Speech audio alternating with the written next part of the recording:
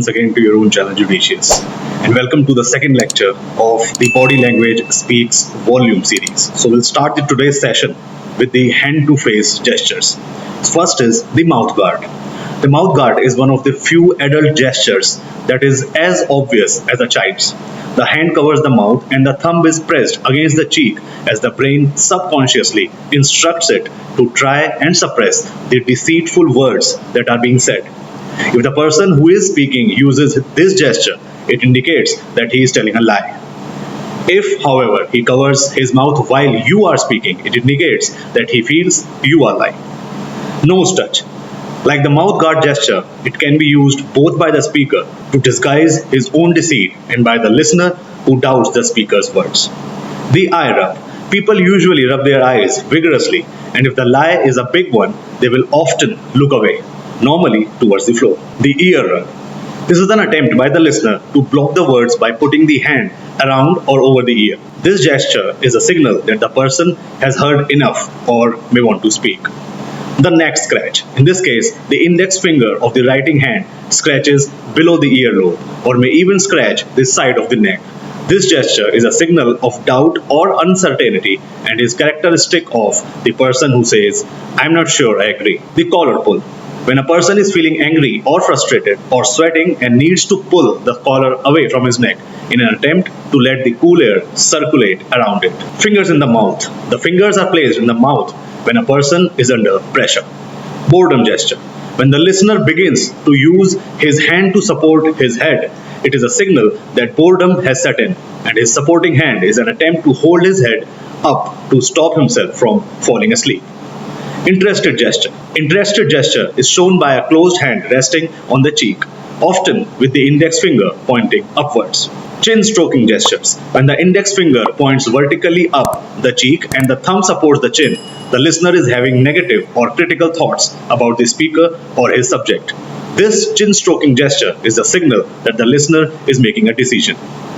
Pain in neck gesture. A person who uses this when lying usually avoids your gaze and looks down. This gesture is also used as a signal of frustration or anger. Forgetfulness gesture. The slapping of the head communicates forgetfulness. The person signals how he feels about you or the situation by the position used when he slaps his hand on his head, either the forehead or the neck. Arm barriers gestures. Standard arm cross gesture.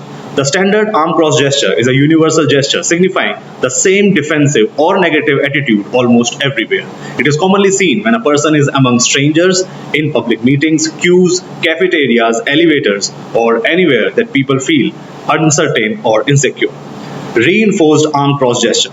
This is the full arm cross gesture. The person has clenched fists. It indicates a hostile and defensive attitude. The person with this gesture has an attacking attitude. Arm gripping gesture. A superior type can make his personality felt in the presence of persons he has just met by not folding his arms, but take an arm fold gesture with both thumbs pointing vertically upwards. Partial arm cross barrier gestures. The partial arm cross in which one arm swings across the body to hold or touch the other arm to form the barrier. The partial arm barrier is often seen at meetings where a person may be a stranger to the group or is lacking in self-confidence. Disguised arm cross gestures. These are highly sophisticated gestures used by people who are continually exposed to others. This group includes politicians, salespeople, television personalities, and the like who do not want their audience to detect that they are unsure of themselves or are nervous. Leg barriers gestures. Standard leg cross position. One leg is crossed neatly over the other, usually the right over the left. This is the normal crossed leg position used by European, British, Australian, and New Zealand cultures and may be used to show a nervous, reserved, or defensive attitude. For example, people often sit like this during lectures or if they are on uncomfortable chairs for long periods. When the crossed leg gesture is combined with crossed arms, the person has withdrawn from the conversation. The American figure 4 leg lock position. This leg cross indicates that an argumentative or competitive attitude exists. It is the sitting position used by many American males who have a competitive nature. The person who has a hard and fast attitude in an argument or debate will often lock the figure 4 into place with one or both hands, using them as a clamp.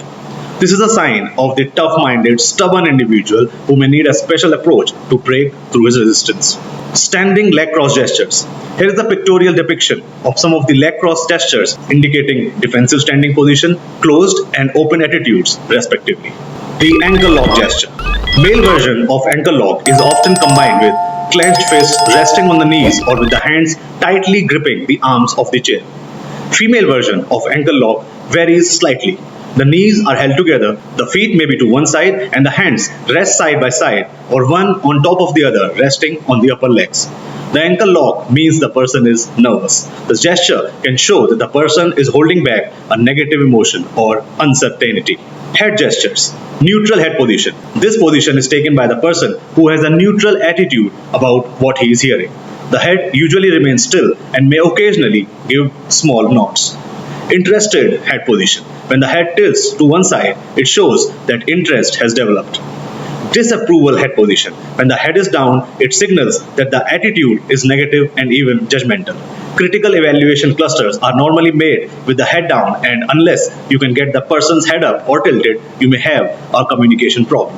Both hands behind head. This gesture is typical of such professionals as accountants, lawyers, sales managers, bank managers, or people who are feeling confident, dominant, or superior about something. Readiness gestures.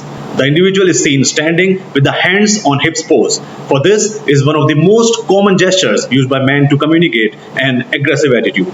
Some observers have labeled this gesture readiness, which in the right context is correct, but the basic meaning is aggression. Seated readiness gesture.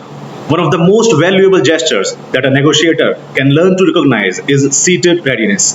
The readiness gestures that signal a desire to end a conversation or encounter are leaning forward with both hands on both knees or leaning forward with both hands gripping the chair. Male to male aggression gestures. Two men sizing each other up using the characteristic hands on hips and thumbs in belt gestures. Considering that they are both turned at an angle away from each other and the lower halves of their bodies are relaxed, it would be reasonable to assume that these two males are unconsciously evaluating each other and that an attack is unlikely. If these two men had been directly facing each other with their feet planted firmly on the ground, a fight would be likely to occur.